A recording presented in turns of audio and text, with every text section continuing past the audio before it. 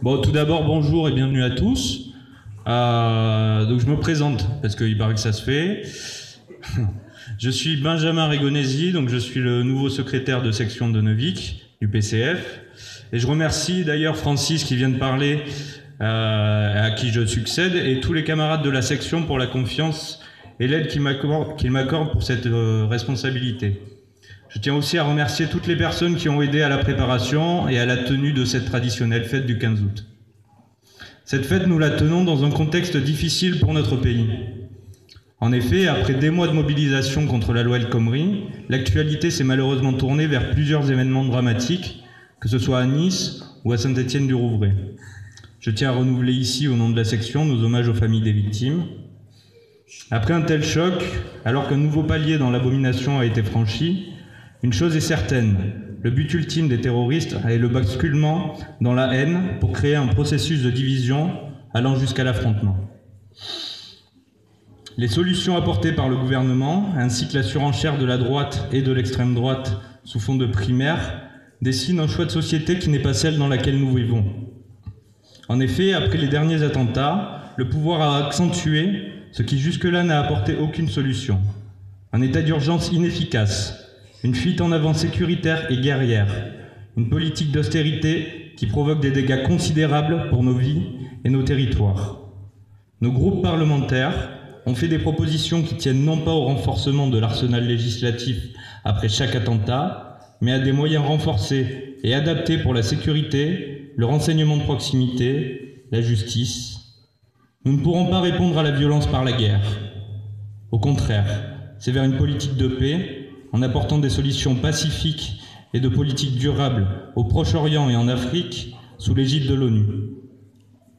Pour cette fête du 15 août, nous avons aussi voulu célébrer un événement qui ne fait que trop peu parler de lui dans les médias traditionnels. Nous fêtons en effet cette année les 80 ans du Front populaire.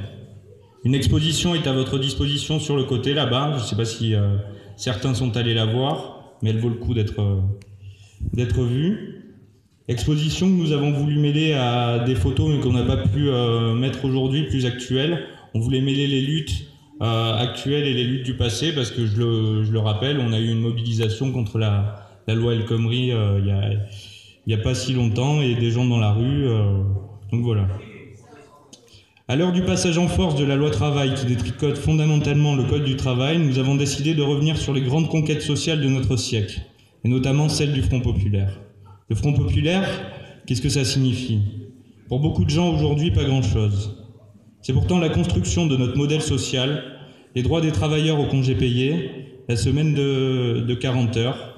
Le Front populaire, c'est un gouvernement porté par des luttes sociales sans précédent, un mouvement ouvrier qui débouche sur la victoire d'une coalition gouvernementale qui n'aura d'autre choix que de suivre un programme de progrès social. Si l'ensemble de la gauche se réclame de cet héritage, nous constatons aujourd'hui qu'une partie d'entre elles en a oublié les fondamentaux et ne résiste plus aux appels incessants du patronat pour en finir. Le gouvernement Hollande, depuis son élection, n'a eu de cesse de faire des cadeaux sans contrepartie aux puissants. C'est pourquoi le PCF profite de ces fêtes estivales, notamment celle de Neuvic, pour rappeler cet héritage et faire le lien avec les luttes actuelles. En effet, le PCF, lors de son dernier congrès début juin, a appelé l'ensemble des forces de gauche et les citoyens à se rassembler autour d'un nouveau front populaire et citoyen. L'objectif, c'est d'écrire ensemble un pacte d'engagement citoyen en faisant remplir ce que nous appelons les consultations citoyennes qui étaient disponibles à la table d'inscription tout à l'heure mais qui seront disponibles dans la journée si vous souhaitez les remplir. Ce pacte sera soumis à la votation citoyenne et devra constituer le socle commun de la gauche pour être en mesure, en 2017, d'offrir une véritable alternative à la droite et à l'extrême droite. Je terminerai en saluant la présence cette année des jeunes communistes sur cette fête, du comité de défense de Salgourde et de femmes solidaires qui ont tenu une table à l'entrée, comme vous avez pu le voir.